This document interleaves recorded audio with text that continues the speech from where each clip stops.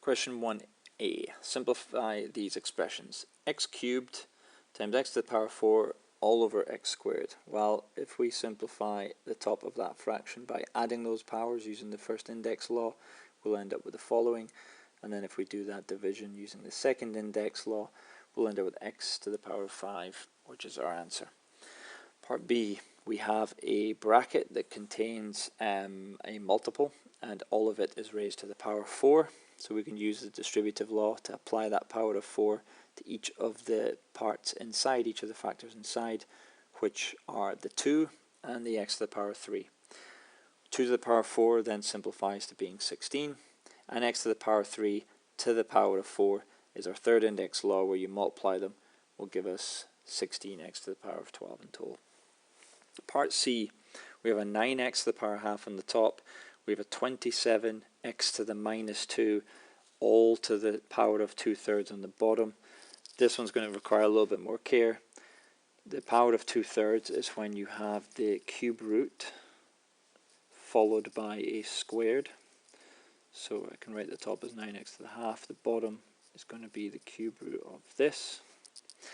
When we have the cube root of all of this stuff, the cube root of 27 is going to become a 3. So let me get a bit of color coding here.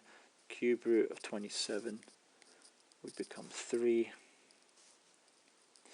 The cube root of this will become x to the power of minus 2/3.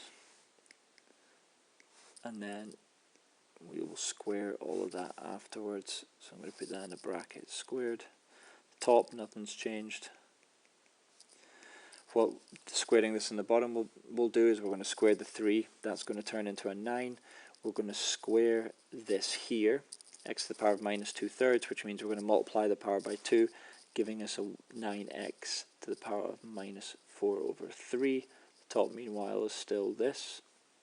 And then what's going to happen here is the 9's are going to cancel when we simplify that fraction top and bottom, and we're going to end up with a half take away negative 4/3 using the second index law for division. So what we would have is x to the power of a half take away a negative 4/3. And then of course you could just type that in your calculator, get a common denominator if you're trying to do it without it, but that's going to simplify it to become x to the power of 11/6. Done.